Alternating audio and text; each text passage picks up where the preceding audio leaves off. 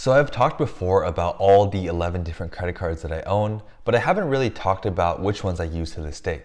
Hint, I'm not using all of them now.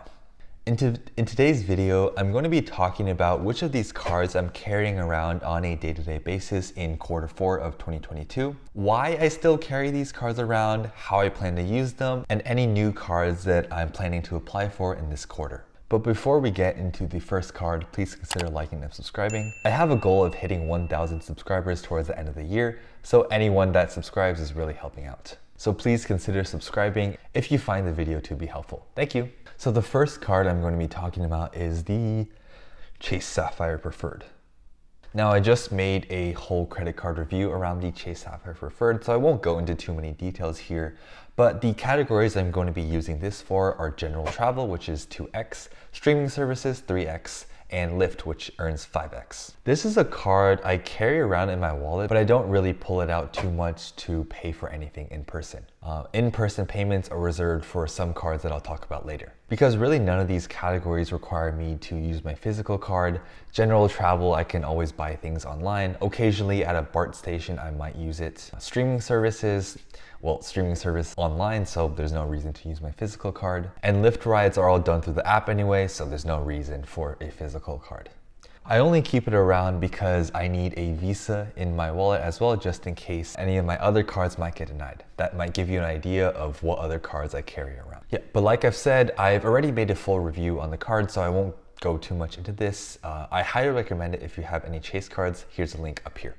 Now the second card I carry around in my wallet is the American Express Rose Gold. For all dining and groceries, this is obviously my go-to card with the 4x on dining and the 4x on groceries. You're not going to get a single card that consistently gets this rate. It's also a card I'd recommend to anyone that eats out or dines out at least twice a month and spends a good amount on dining and groceries. I mean, if you think about it, who doesn't spend money on dining and groceries? Everyone's got to eat. Well, of course, unless you get free meals at work. Google, Facebook. But yeah, I've also made a review on this card. You might be sensing a pattern. All the cards that I carry around and use, I'm going to make a review on because I think they're good and worthwhile cards to have. Additionally, with the American Express Gold, it comes with two $10 dining credits per month. One is going to be from Uber. You can either use it at Uber or Uber Eats. And there's also a various dining categories, which includes the likes of Grubhub, Shake Shack, Cheesecake Factory. So I use these two $10 month credits for quote unquote free meals every month. I use air quotes just because you're essentially paying for it with the annual fee. And also, what meal is really $10 in the Bay Area? But it's still credit for meals that I would have paid for anyway, so it's totally worthwhile to me. So this card, I'll basically just only pull out for dining and groceries, so dining with friends. I'm usually the one paying for it. Now the next card in my wallet would be the Morgan Stanley American Express Platinum. So there's a couple reasons why I have this card. I actually got it technically for free.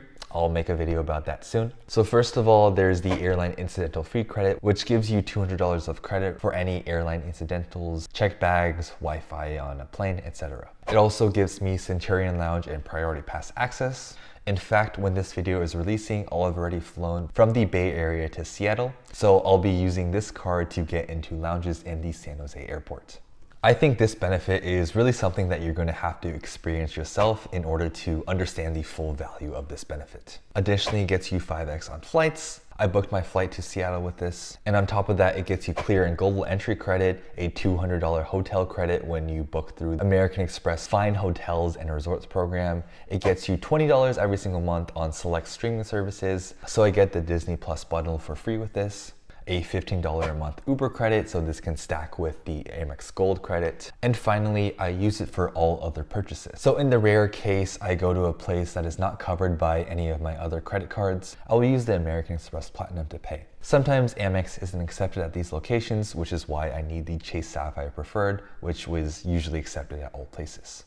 The reason why I use the Amex Platinum card over the Chase Sapphire Preferred card, even though they all get 1x, that I'm looking to get more points in the Amex ecosystem. I already have enough from Chase, so I'm just trying to build up some in the Amex ecosystem. The next card in my wallet is going to be the Amazon Prime Visa Signature card. Now, I applied for this card in July of this year for the Prime Day deal. With holidays coming up, I'm going to be doing a lot of holiday shopping, so a lot of that holiday shopping is going to be on Amazon.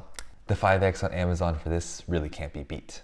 The final card in my wallet that I'm going to be using this quarter is the Chase Freedom Flex. The Freedom Flex earned 5x on rotating categories every quarter, and for Q4, it's going to be Walmart and PayPal. Again, that lends itself to holiday shopping. And in general, when you pay for things online, a lot of these places will accept PayPal, so you can think of it as 5x on all online shopping. So I'll be actively using this for any online purchases, not through Amazon. Last quarter, actually, the earning category was Amazon, so I was using the Freedom Flex card instead of the Amazon Visa Signature card because 5x on Chase Ultimate Rewards points is so much more worth than 5x on Amazon Rewards points.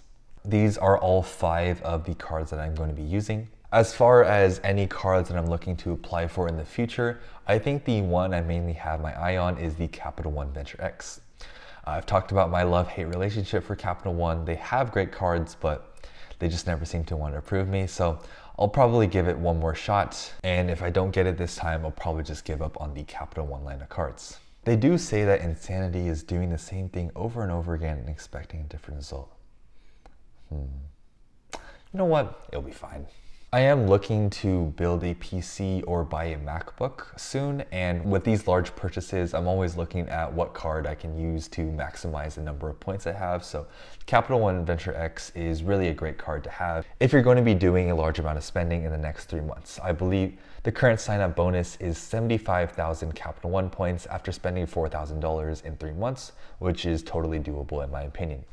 These are the cards I'm going to be using in Q4. To be honest, it doesn't really change too much quarter by quarter. I'm always going to be using the Chase Sapphire Preferred, the Amex Gold, the Amex Platinum, and the Amazon Visa Signature in the same way. It's only when the Chase Freedom Flex has those 5x categories that I might stop using one of these cards for particular categories. For example, if the Chase Freedom Flex has 5x on restaurants, then I might not use the Amex Gold to pay for dining. 5x in Chase is better than 4x on American Express. I really value these points at around the same. If you have any questions about any of the cards that I've talked about in this video and why I use a particular card over another, feel free to leave these comments down below. I love engaging with you and answering any questions that you may have. But if you don't, thank you for sticking around and have a great day. Bye-bye.